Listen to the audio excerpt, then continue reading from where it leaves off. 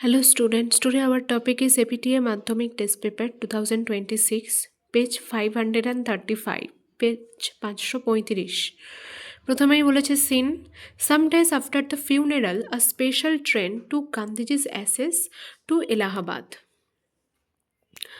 গান্ধীজির ফিউনারাল মানে শেষকৃত্যের বা শেষ কর্মের কিছুদিন পরে একটা স্পেশাল ট্রেন গান্ধীজির ছাই নিয়ে যায় এলাহাবাদে ট্রেনে করে, একটা স্পেশাল ট্রেনে করে।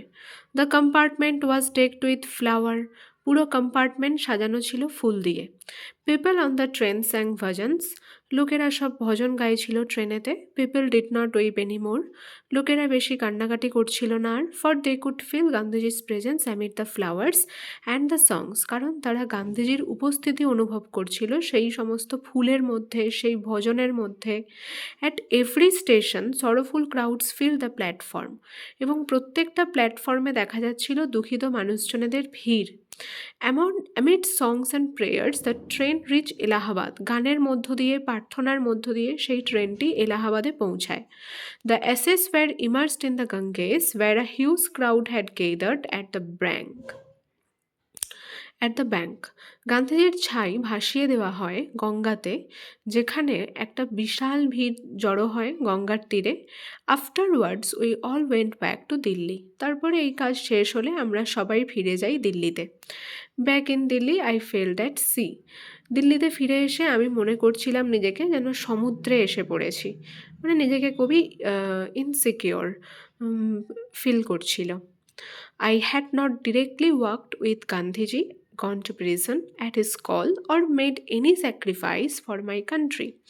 আমি কিন্তু কখনো গান্ধীজির সাথে সরাসরি হাঁটিনি, গান্ধীজির ডাকে কখনো জেলেও যাইনি, আবার দেশের জন্য সরাসরি কোনো স্যাক্রিফাইসও করিনি, ত্যাগও করিনি গান্ধীজির মতো। My sisters and I and other young people like me had been merely onlookers, আমার বোনেরা, আমি এবং আরও অন্যান্য লোকজনেরা আমার মতো, যারা শুধুমাত্রই দর্শক, অনলুকার্স মানে দর্শক। But still I felt at sea, কিন্তু তবুও আমার মনে হচ্ছে যেন আমি ইনসিকিওর ফিল করছি। I felt I had grown up within a magic circle, with Bapu's passing away I fell the magic circle had vanished leaving me unprotected. আমি এতদিন বড় হয়েছি যেন মনে হয় একটা ম্যাজিক সার্কেলের মধ্যে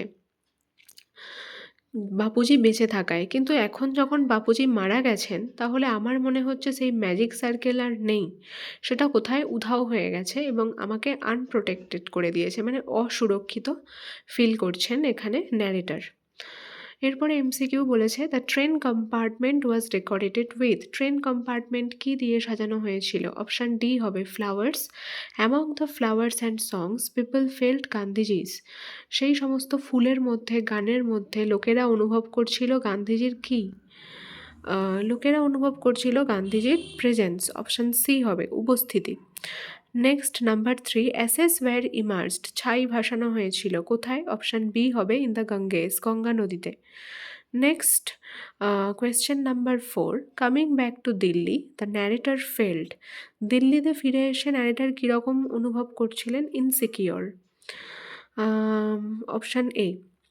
question number 5, at Gandhiji's call the narrator went, গান্ধীজির ডাকে ন্যারেটার কোথায় গিয়েছিলেন? কোথাও না, অপশান ডি হবে no where.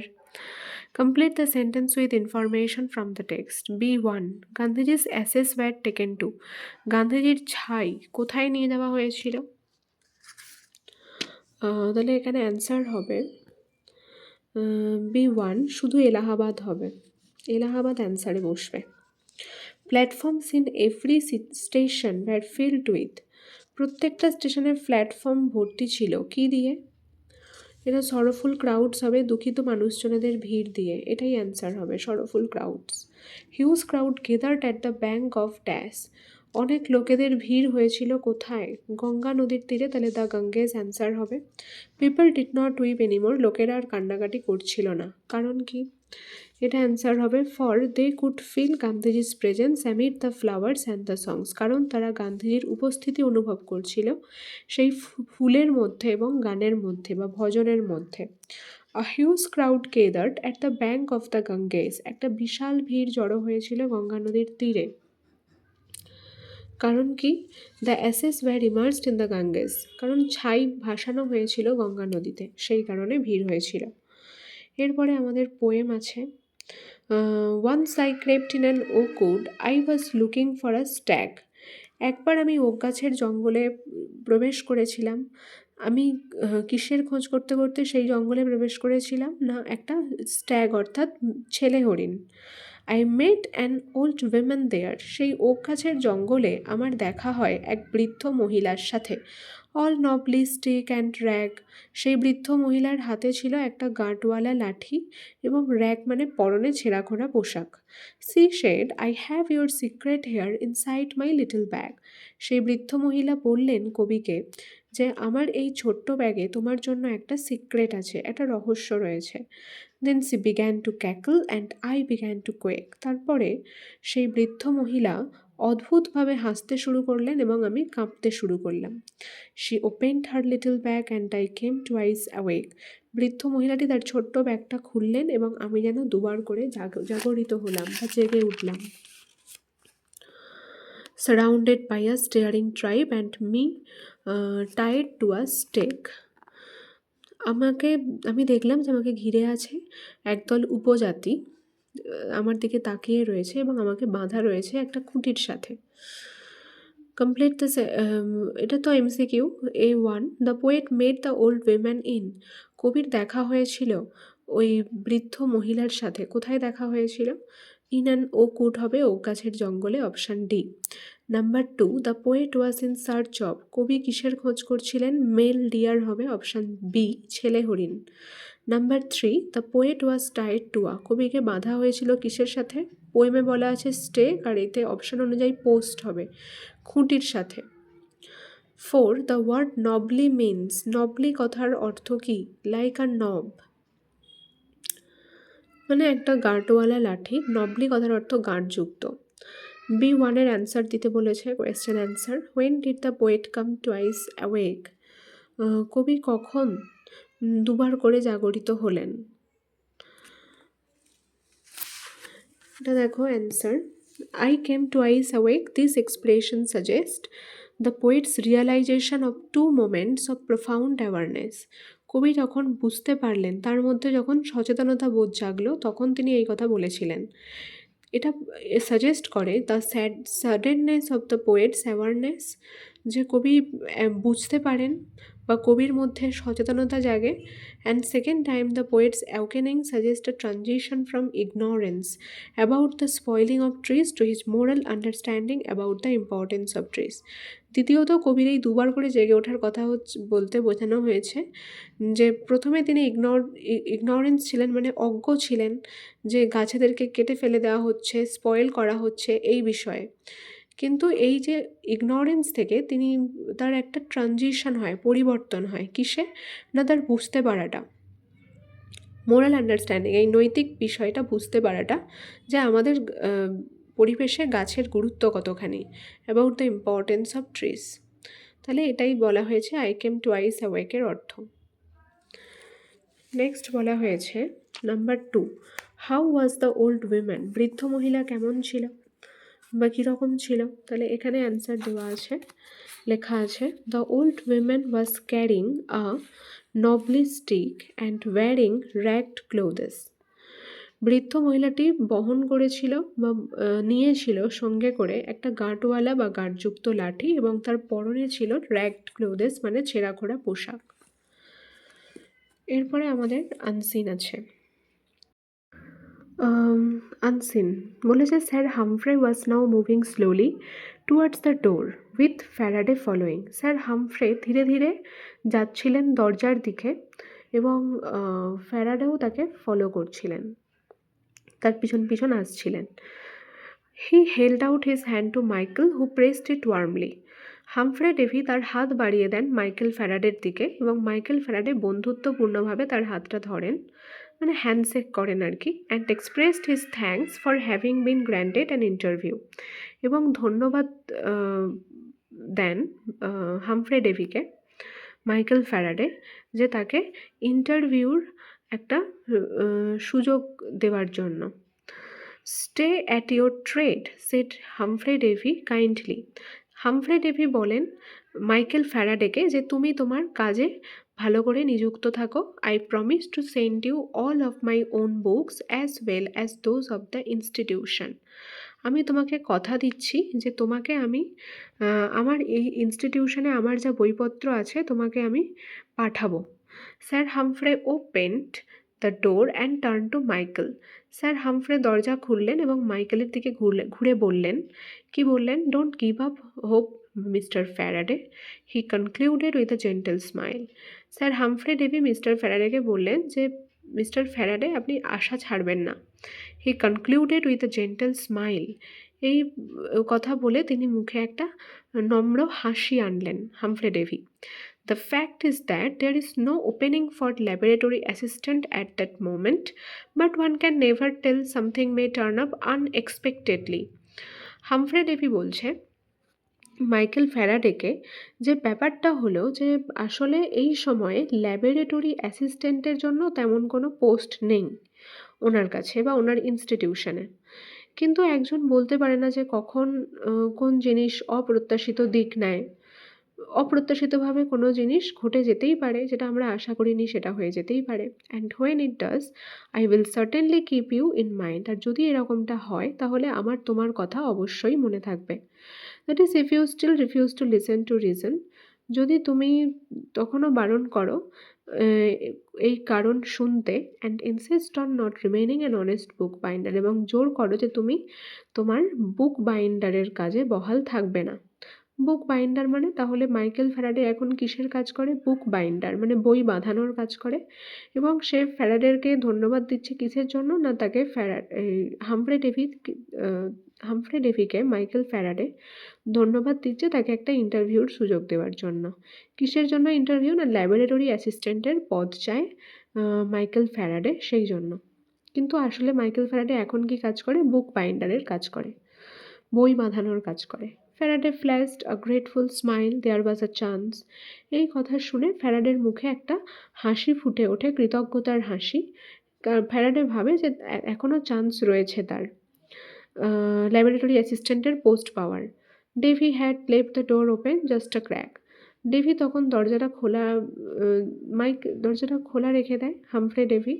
Just a crack, শুধুমাত্র একটা ফাটল দেখা যায়। But the crack was white enough to let a ray of hope through. কিন্তু ওই ফাটলটা এতটাই বড় ছিল যে ওখান দিয়ে আশার আলো তখনও দেখতে পাওয়া যাচ্ছিল। And that was all Faraday asked for. আর এটাই ফ্যারাডে চেয়েছিল। I will never change were Faraday's parting words. Faraday Humphrey ডেভির কাছ থেকে বিদায় জানাতে বলল, পার্টিং ওয়ার্ডস মানে গুড বাই জানানোর সময় বলল যে আমি কখনোই চেঞ্জ হব না। I want to work in science above everything else, Sir Humphrey. তো ফ্যারাডে যেতে যেতে কি বলে গেল স্যার হামফ্রেকে যে আমি সায়েন্সের বিষয়ে বা বৈজ্ঞানিক বিষয়ে কাজকর্ম করতে চাই সব কিছুর ঊর্ধ্বে। এমসিকিউ বলেছে কি, from the above text we learn that Sir Humphrey Davy and Michael Faraday did and said. এই অ্যাবভ টেক্সট থেকে আমরা জানতে পারলাম যে হামফ্রে ডেভি এবং মাইকেল ফ্যারাডের মধ্যে যে কথাবার্তা চলছিল এটা কিসের সময়? অপশান 4 হবে, when the former was saying good bye to the latter. যখন আগের জন পরের জনকে গুড বাই জানাচ্ছিল তখন। Question number B, Faraday was thankful to sir Humphrey. Faraday কিসের জন্য ধন্যবাদ দিয়েছিল হামফ্রেকে? অপশান 2 হবে, for granting him an interview, তাকে একটা ইন্টারভিউর সুযোগ দেওয়ার জন্য। ফোরেরটা next question number C, by occupation Faraday was. ফ্যারাডের কি কাজ ছিল? অপশান 4 হবে, আ বুক বাইন্ডার, বই বাঁধানোর কাজ করত। Question number D, sir Humphrey's behaviour towards Faraday was courteous and informal হবে অপশান 1। স্যার হামফ্রের আচার আচরণ ফ্যারাডের প্রতি কীরকম ছিল? ভদ্র, সভ্য, কোর্টিয়াস মানে, এবং ইনফর্মাল মানে কোনো ফর্মালিটিস ছিল না, ইনফর্মাল, যেমন বন্ধুর মতো আচরণ হয় সেরকম। নেক্সট ইয়েরটা, মাইকেল ফ্যারাডে কোন অপশান হবে?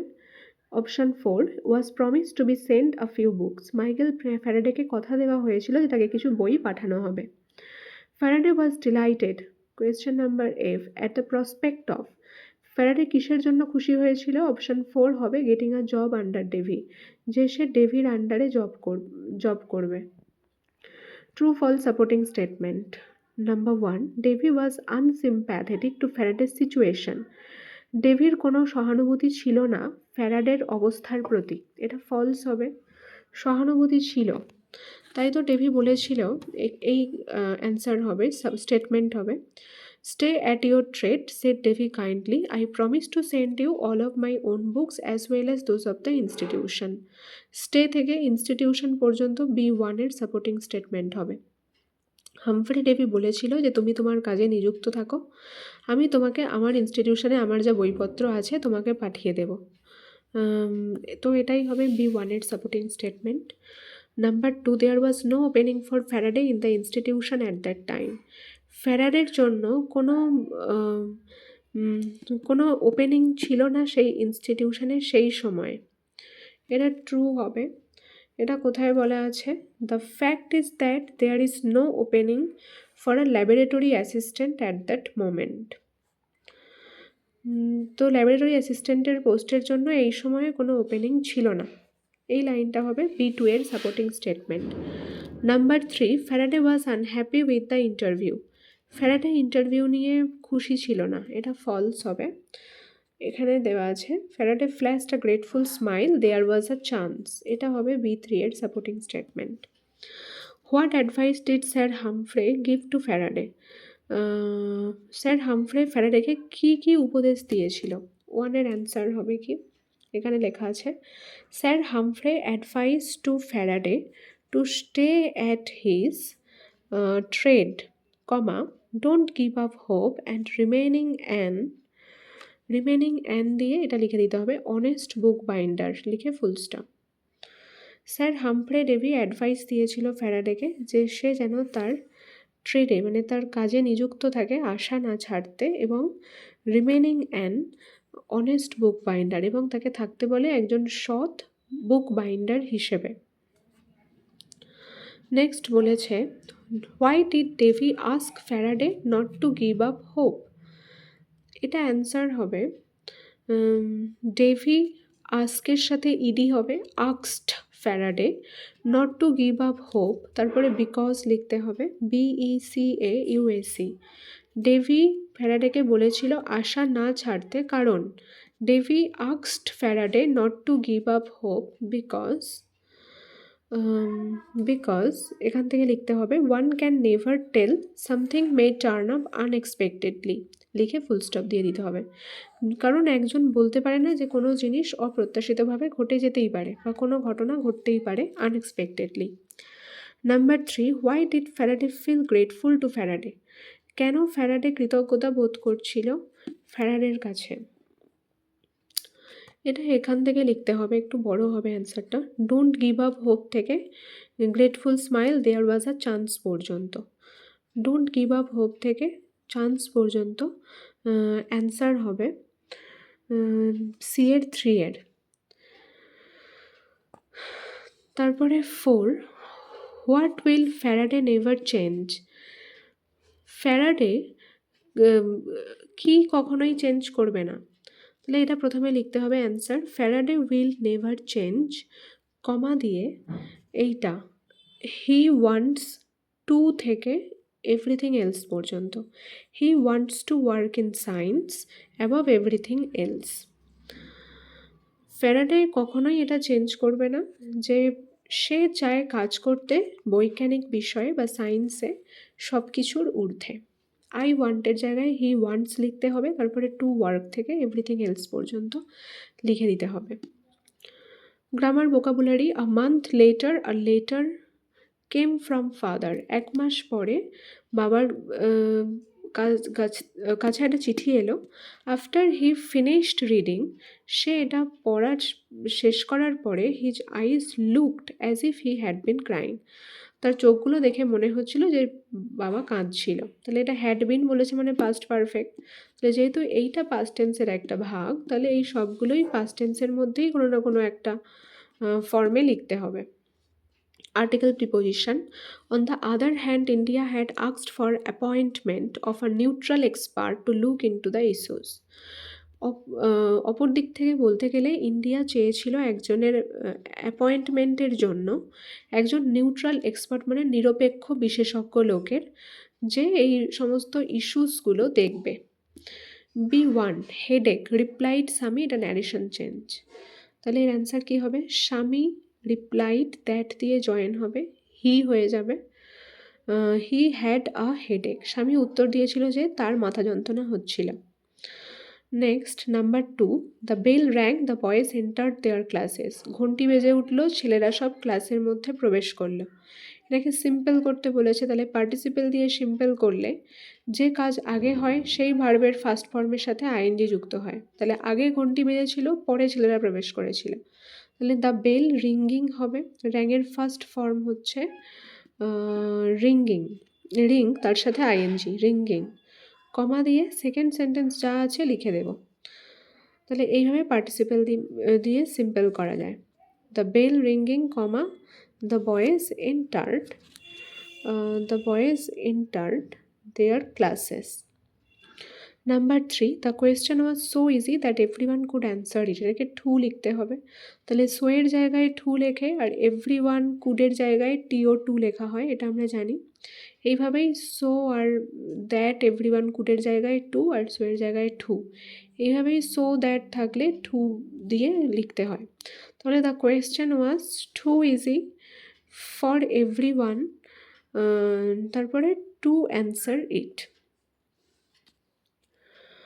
নেক্সট আছে ফ্রেজাল ভার্ব, চেজিং মানে পিছন পিছন ধাবা করা। এটা রানিং আফটার হবে, যেহেতু এর সাথে আইএনজি আছে, রানের সাথেও আইএনজি হবে। Running after. রিয়ার্ড হবে লালন পালন করা। এটা ব্রিং আপ, যেহেতু এটা সেকেন্ড ফর্ম বা থার্ড ফর্মে আছে, তাহলে এটা ব্রট আপ হয়ে যাবে। BROUGHT। রিড হবে গো থ্রু। এবার যেহেতু এটা হ্যাজ দিয়ে আছে, তাহলে এটা থার্ড ফর্ম রিড, তাহলে এটা হয়ে যাবে গন থ্রু, GONE তার সাথে থ্রু। তারপরে সিনোনিম, একই মানের ওয়ার্ড আনসিন থেকে খুঁজে লিখতে হবে। To be firm or resolute, এটা দৃঢ় প্রতিজ্ঞ থাকা, দৃঢ় থাকা, এটা ইনসিস্ট হবে, INSIST। To become something else, এটা টার্ন আপ হয়ে যাবে। Number 3, showing a kind and quiet nature, নম্র শান্ত আচরণ করা বা তার প্রকৃতিটাই এরকম দয়ালু প্রকৃতির, শান্ত, তাহলে এটাকে জেন্টেল বলা হয়, GENTLE। In a very friendly way, বন্ধুত্বপূর্ণভাবে, এটা ওয়ার্মলি হবে, WARMLY, একই মানে। এরপরে রাইটিং আছে, এডিটোরিয়াল লেটার, তারপরে প্যারাগ্রাফ আছে বেস্ট ফ্রেন্ড নিয়ে, আর ডায়ালগ আছে তোমার দুই বন্ধুর মধ্যে ডায়ালগ। কি সাবজেক্ট নিয়ে না, about the subject combination to be taken in their higher secondary course. যারা হায়ার সেকেন্ডারি কোর্সে তাদের কী কী সাবজেক্ট থাকবে সেই নিয়ে। Editorial letter. Write a letter to the editor of an English newspaper within 100 words regarding the bad effects of various type of addiction. এডিটরকে একটা চিঠি লেখো English news পেপারের 100 ওয়ার্ডসে, খারাপ ফলাফল নিয়ে, ব্যাড এফেক্টস নিয়ে, বিভিন্ন রকম অ্যাডিকশানের, যেমন টোবাকো, গুটখা ইত্যাদি, চিউইং মানে চিবানো, ভিডিও গেমস দেখা এবং খেলা, অনলাইন গেমস মোবাইলে, যেগুলো খুব তাড়াতাড়ি স্প্রেড করছে, ছড়িয়ে পড়ছে স্টুডেন্টসদের মধ্যে। তো সেই নিয়ে তুমি তোমার চিন্তা ব্যক্ত করো এডিটরকে একটা লেটার লিখে ইংলিশ নিউজ পেপারে। তো এই সমস্ত পয়েন্টসগুলো সেই এডিটোরিয়াল লেটারে অ্যাড করতে হবে। তাহলে দেখা যাক, প্রথমে টু দ্য এডিটর, তার নিচে নিউজ পেপারের নাম দ্য টাইমস অফ ইন্ডিয়া, তার নিচে কলকাতা, অ্যাড্রেস, যে ডেটে লিখছি সেই date, subject the bad effects of various types of addiction among the students, bad effects বিভিন্ন রকম অ্যাডিকশানের স্টুডেন্টসদের মধ্যে। Respected sir, through the columns of your esteemed daily, I of your হবে, এটা ইয়ার্স নয়, through the columns of your esteemed daily, I would like to express my concern towards the bad effects of various types of addiction like chewing tobacco, gutkha, watching video games, playing online games in mobile, which are fast spreading among the students. আপনার এই news পেপারের মাধ্যমে আমি আমার চিন্তা ব্যক্ত করছি যে কিভাবে বিভিন্ন অ্যাডিকশানের ব্যাড এফেক্টস পড়ছে স্টুডেন্টসদের মধ্যে দিনের পর দিন ছড়িয়ে পড়ছে। কী কী ব্যাড এফেক্টস? না টোবাকো, গুটখা চেবানো, ভিডিও গেমস দেখা, অনলাইন গেমস খেলা মোবাইলে ইত্যাদি। Those addictions affect their physical and mental health. এই সমস্ত অ্যাডিকশানগুলো প্রভাব ফেলে তাদের শারীরিক স্বাস্থ্যের উপরে এবং তাদের মানসিক স্বাস্থ্যের উপরেও। It can give negative impact on their academic performance and other activities also. এছাড়া এটা নেগেটিভলি প্রভাব ফেলে তাদের অ্যাকাডেমিক পারফরমেন্সের উপরেও, মানে শিক্ষামূলক পারফরমেন্স, মানে রেজাল্ট খারাপ হয় এই সমস্ত, এবং অন্যান্য অ্যাক্টিভিটিসের উপরেও প্রভাব ফেলে। All schools should arrange events like sports, drama, storytelling session. Such participatory learning is very effective because it dissuades students from all of those addiction. সমস্ত স্কুলের উচিত অ্যারেঞ্জ করা বিভিন্ন রকমের ইভেন্টস, যেমন খেলাধুলা, ড্রামা, গল্প বলার সেশন। এই ধরনের সেশনে পার্টিসিপেট করলে এই ধরনের পার্টিসিপেটরি লেসন বা লার্নিংগুলো খুবই এফেক্টিভ প্রমাণিত হবে, কারণ এগুলো স্টুডেন্টসদেরকে সমস্ত রকম অ্যাডিকশান থেকে দূরে থাকতে সাহায্য করবে, এবং এই ইভেন্টসগুলোতে যত স্টুডেন্টসরা যোগদান করবে তত তারা এই সমস্ত অ্যাডিকশানের খারাপ ফলাফল সম্বন্ধে জানতে পারবে এবং লোকেদেরকেও বলতে পারবে। তাই বলছে যে স্কুলকে এই সমস্ত ইভেন্টসগুলো অ্যারেঞ্জ করতে। So therefore, I request you to take necessary steps in this matter. I would be highly grateful if my application is granted with your earnest consideration. Thanking you. সুতরাং আমি আপনার কাছে রিকোয়েস্ট করছি যে আপনি এই ব্যাপারে গুরুত্বপূর্ণ কিছু পদক্ষেপ নেন। আমি খুবই কৃতজ্ঞ থাকবো আপনার কাছে যদি আপনি আমার অ্যাপ্লিকেশনটা মঞ্জুর করেন। থ্যাঙ্কিং ইউ, ইয়োর সিনসিয়ারলি দিয়ে নিজের নাম, টাইটেল, অ্যাড্রেস এবং ডেট।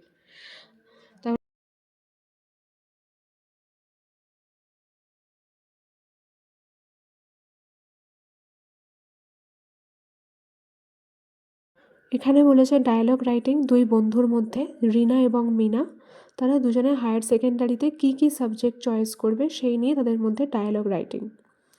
তাহলে রিনা এবং মিনা কথা বলছে। রিনা বলছে কি, hey Meena, I think you are totally confused with subject choices for higher secondary. I am also confused for this. Meena, আমার মনে হয় যে তুমি খুবই কনফিউজ, তুমি কী সাবজেক্ট চয়েস করবে হায়ার সেকেন্ডারির জন্য সেই নিয়ে। আমিও খুবই কনফিউজ। তখন মিনা বলছে, নো, অ্যাকচুয়ালি নট, আমি অতটাও কনফিউজ নই। I have decided that I will take science, physics, chemistry, math for engineering. What about you? আমি ঠিক করেছি যে আমি সায়েন্স নেব, সাবজেক্ট থাকবে ফিজিক্স, কেমিস্ট্রি, ম্যাথ, ইঞ্জিনিয়ারিংয়ের জন্য প্রিপারেশান নেবে। তুমি কি করবে? তখন রিনা বলছে, I am thinking to go for arts.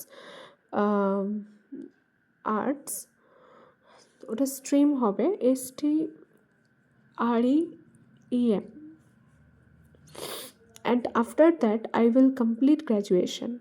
এবং আর্টস স্ট্রিমের পর আমি গ্র্যাজুয়েশন করব হায়ার সেকেন্ডারির পর, তারপরে MBA। তাহলে আমার আর্টসের সাবজেক্ট থাকবে কী কী? Economics, computer application, education, geography. তখন মিনা বলছে, ও দ্যাটস গুড আইডিয়া, ভালো idea. We should also talk to the teachers before finalising. আমাদের টিচারের সাথে কথা বলে নেওয়া উচিত ফাইনালাইজ করার আগে, কারণ তাদের ক্যারিয়ার সম্বন্ধে দৃষ্টিকোণ আমাদের থেকে ভালো। রিনা বলছে, হ্যাঁ অবশ্যই, yes sure, but for now I have to go home. আমাকে বাড়ি ফিরতে হবে কারণ আজকে খুব দেরি হয়ে গেছে। সি ইউ টুমরো, তোমার সাথে কাল দেখা হবে। রিনা বলছে, ওকে, মিট ইউ টুমরো, তাহলে তোমার সাথে কাল দেখা করব। তাহলে এটা হচ্ছে ডায়ালগ রাইটিং রিনা এবং মিনার মধ্যে। কী নিয়ে? না তারা হায়ার সেকেন্ডারিতে কী কী সাবজেক্ট চয়েস করবে সেই নিয়ে।